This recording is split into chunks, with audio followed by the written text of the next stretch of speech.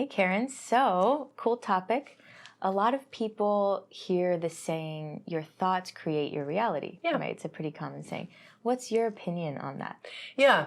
So from what I can remember, it seems like that idea of thoughts creating our reality really came in the 90s, like when The Secret came in, the law of attraction, all that sort of stuff, where there was this new idea, at least for many people, that we had influence over our reality. And so it became your thoughts create your reality.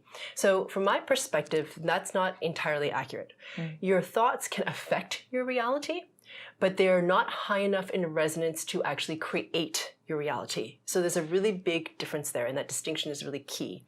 So, for example, your thoughts can affect your reality. So meaning, we've talked about before how we really are a bandwidth of frequency, right? We're not like a single point on a spectrum of frequencies that humans can be, right? We're just a bandwidth.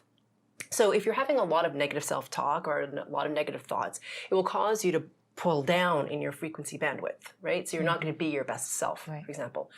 But they're not enough to actually create something different.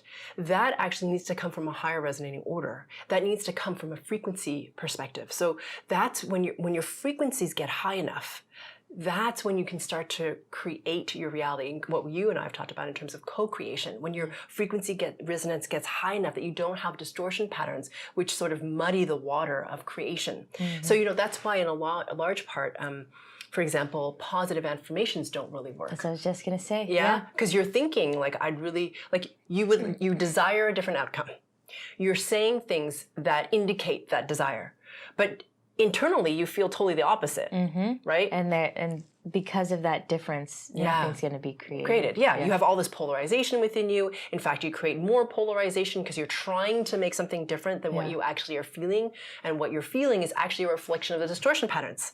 So you have to release the distortion patterns first to get up in terms of your frequency resonance to create something different. So, and the thing is, how you create your reality is really a reflection of your frequency resonance. So, for example, someone who's very highly resonant may have no thought at all, but yet their reality will be very spectacular, abundant, rich, and they're not thinking, right? Their resonance is high. So their experience in the physical is reflecting who they are in terms of their resonance on a spirit level, on frequency level. Okay, so could you create with both thought and resonance? Yeah. Or would you say it's best to not use the mind so much? Yeah. So that's a really great question. I really like that. Because there's this whole thing about desire being bad, right? There's this whole thing about desire being negative. Yeah. Okay. So from my perspective, desire isn't negative. It's the attachment that's the problem, right? So the desire is the seed of creation, right? If you didn't desire anything, you would just sit there. I mean, there would be no need to create anything, right? You need the desire to create something else. So that's really wonderful. And then you can use that desire to start the creation manifestation process. Okay.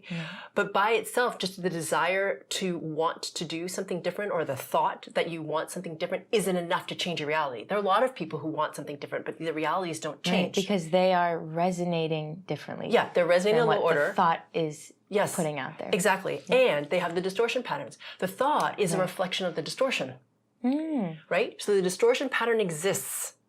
And then your thoughts and your emotions are a reflection of the distortion.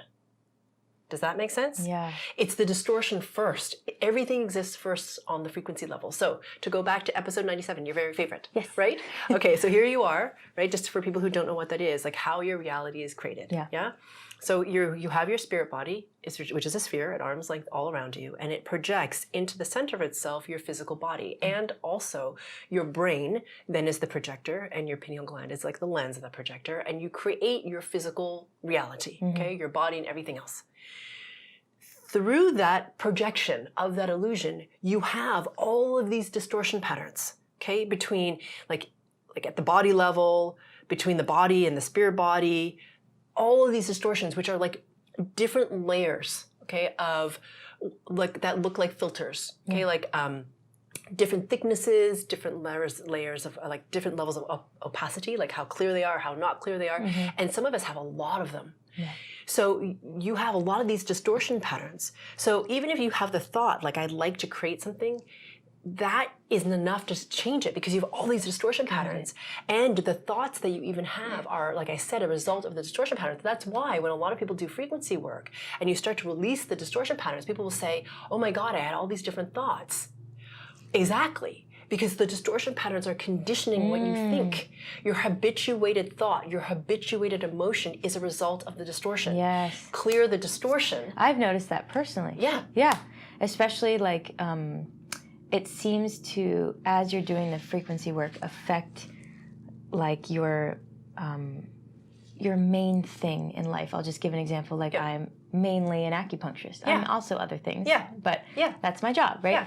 So I noticed the biggest shift in that first.